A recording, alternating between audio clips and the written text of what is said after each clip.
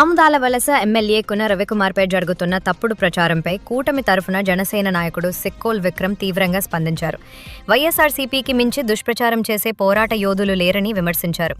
America వెళ్లిన సూర్యుడి పేరుతో కూడా విష ప్రచారం జరుగుతుందన్నారు. కులాన్ని వ్యక్తిగత విషయాలకు అడ్డుపెడితే భవిష్యత్తులో ఆ కులానికే అన్యాయం జరిగే ప్రమాదముందని హెచ్చరించారు. నిజాలు త్వరలో బయటపడతాయని తొందరపడవద్దని విక్రమ్ స్పష్టం చేశారు.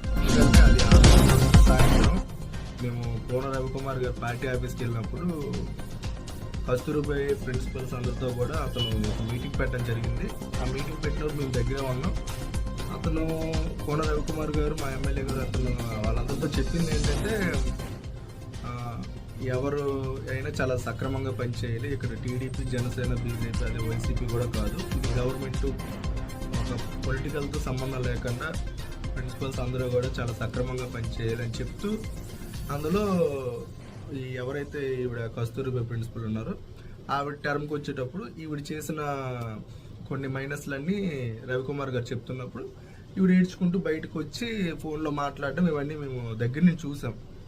చూసిన తర్వాత ఆవిడ ఫోన్లో మాట్లాడుతుండగా ఇతని పని అయిపోయింది, ఇతను నేను రోడ్డు మీదకి ఈడ్ చేస్తాను అని ఆవిడ అనడం నేను బయట విన్నాను. అది విన్నాను కాబట్టి ఈరోజు నేను వీడియో చేస్తున్నాను. దయచేసి ఇది ఏదైతే కస్తూరిబా ప్రిన్సిపల్ మేడం గారు ఉన్నారో ఆవిడ మేము ఒకటే చెప్తున్నాం, దళితులకి అన్యాయం జరిగిందంటే ఇప్పుడు మీరు చదువుకొని వెళ్ళారా, లేకపోతే దళితుల తరపున ఏదైనా ఫైట్ చేయడానికి మీరు కస్తూరిబా ప్రిన్సిపల్ అయ్యారా అనేది ఒక మెయిన్ క్వశ్చన్.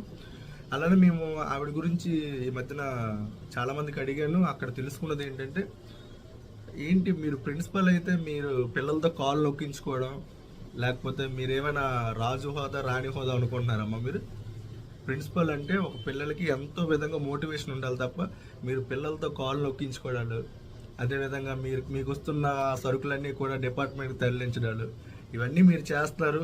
కాకపోతే ఏంటంటే ఒక మహిళగా మీ మీద మాకు ఒక నమ్మకం ఉంటుంది, అలా విధంగా ఒక గౌరవంతో మీకు చెప్తున్నాం. ఇలాంటివన్నీ ప్రాపగండాలన్నీ బయట విడిచిపెట్టండి. కోన రవికుమార్ గారు ఎలాంటి వ్యక్తి అనేది మా కూటమి ప్రభుత్వం కాదు, చాలామంది సామాన్య ప్రజలకు కూడా తెలుసు. అందుకే ఎప్పుడు లేని చరిత్రలో గెలిచారు అతను.